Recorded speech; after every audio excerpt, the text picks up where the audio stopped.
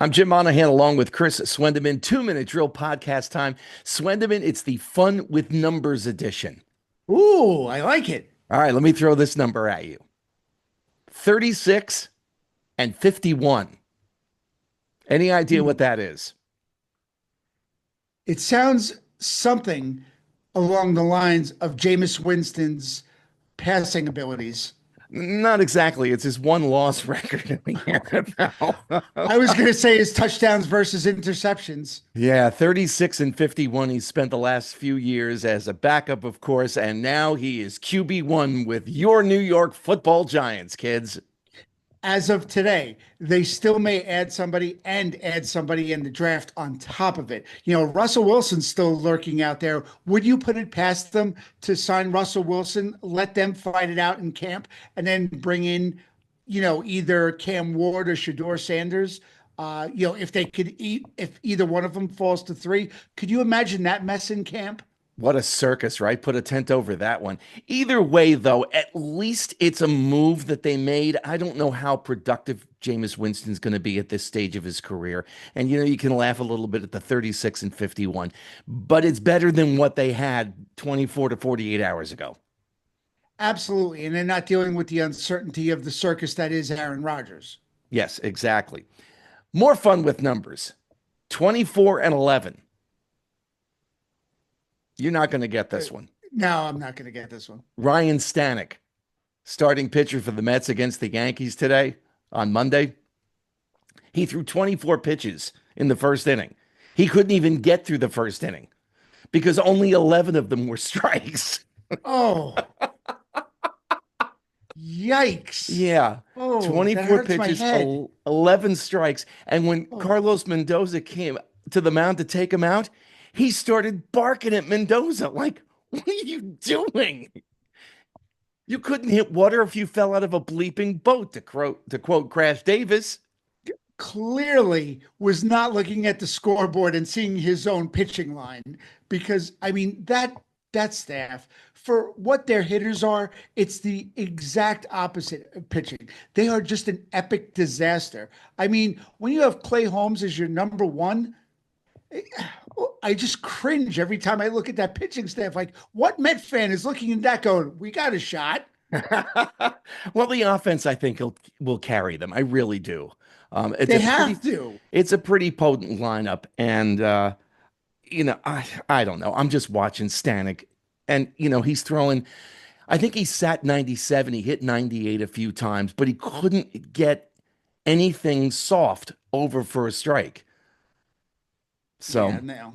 Yeah, I this is just a bad staff, and I think it's going to get worse unless they make a trade or do something because that they're just ugly, ugly, ugly pitching staff. well, it's a similar situation with the Yankees, although I think the Mets play in a tougher division, but you basically just have to weather the first couple of months, stay close, and then make a change or two after you figure out what kind of a roster you have and make a run in the second half of the season and just get to the postseason. Yeah, it's all about just getting there at this point. And I mean, the Mets should have enough firepower to keep them competitive.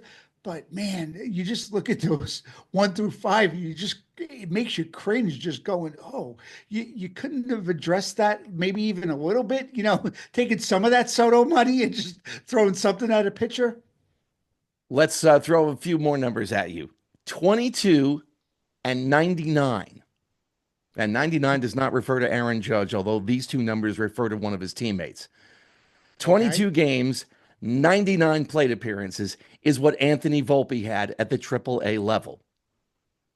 When the Right. Yankees broke camp a couple of years ago and brought Anthony Volpe up to the big club, coming right out of spring training, I thought it was a huge mistake at the time. I still think it's a huge mistake. And I think the Yankees are paying for it for rushing this kid a little too soon. He'll do okay offensively, and we all know he's a really good defensive shortstop. We all know Right. that. But he was being touted as the next Derek Jeter, and you gave the kid 99 plate appearances at AAA. No wonder he was going to be overwhelmed at times, more often than not, I think, during his rookie season and even into last season. Yeah, you know what the problem is too? I mean, between the hype behind him being a local kid, behind him being a Jeter fan growing up. I mean, it was all snowballing, and they jumped on the hype train quicker than anybody. Yankees management, and they brought him up. They rushed him. And then you put him at the top of the lineup. I mean, does it get more pressure than that? And you can't do that to this kid. He needed more time. I agree with you 100%. He should have had more time in the minors, but that horse is well out of the barn by this point. Now, the reason I bring up those numbers of 22 and 99, because I'll finally throw you a few more numbers. Okay. 19 and 85. And those are the AAA numbers that Kristian Campbell has. And for 2-Minute Drill podcast listeners / viewers who don't know who Kristian Campbell is, number 7 prospect in all of Major League Baseball. And it was just announced that he is going to be coming north with the Red Sox. He's had a marvelous run through the Boston minor league system. High A, double A, triple A, and now here he is at the major league level, but he has all of 19 games and 85 plate appearances. And I'm thinking, really? You want to rush this kid? They've got 3 really, really good young kids in the farm system. Yep. This could be Anthony Volpe 2.0. It's deja vu all over again. Thank you, Yogi. I mean, exactly. You're very welcome. When you get to a fork in the road, take it. But seriously, they get behind the hype of these kids. If they just get a little momentum, all of a sudden, let's rush them to the next level. And when you get to this level, I mean, they have, what is Campbell, 7 overall? Yes, he was this number. He was the top 7 MLB. And not to get prospect. too deep into the weeds, but they have a guy that's even higher than him in Roman Anthony, if I'm correct, that he's rated higher. He's still down in the minors. Yeah, so, he's not ready yet. He's just not ready yet. And they recognize that, thankfully. But why did they look at Campbell and go, you know what, let's bring him up? Only after 85 at bats. It's just they're rushing these kids, and they're not letting them develop enough to really see what they have when they have maybe a full, dare I say, minor league year under their belt of AAA ball. Even if they didn't do the full year, I mean, imagine Volpe if he had played April, May, and maybe part of June in his rookie season before they brought him up. Imagine he'd had that kind of experience to just get his feet underneath him before they bring him up. I think it would have made a huge difference. And then when you bring him up, hide him in the 6, 7, 8 hole. You don't put him right at the top of a loaded Yankee lineup. He's not ready to hit leadoff and make sure he's on base. He's got that high on base percentage. He was not ready for a big, those are big shoes to fill. He was not ready for that. Well, we'll see what happens with Volpe this year. And of course, this kid, Kristian Campbell, who the Red Sox are very, very high on. The Red Sox have a tendency to overrate their young players, as do the Mets, as do the Yankees, as do, well, just about name a team. Just about any team in Major League Baseball. Hey, have any Yankee pitchers gone down to an injury in the last 24 to 48 hours? Checks notes. No, not at the moment. Phenomenal.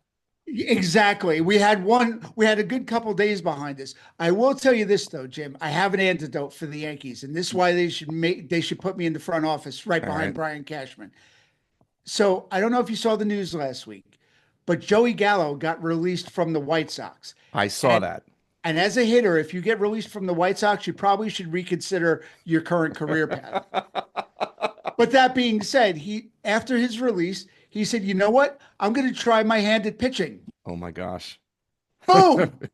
Joey Gallo back in the Bronx, baby, as a pitcher. Put him on the mound. How bad could it possibly be? The famous last words. What, are you trying to be George Costanza here? Absolutely. Why not? It's the summer of Swendman. What's the worst that could possibly happen? The famous last words. Exactly. Well, the 2 best words in the English language come in just a couple of days when we hear play ball and the 2025 season kicks off. And that's the 2-Minute Drill for another week here on the 2-Minute Drill podcast. If you're watching this on YouTube, like, subscribe, do all of that stuff. Yeah, and we will talk to you next week. You got it, Jim. Have a good one.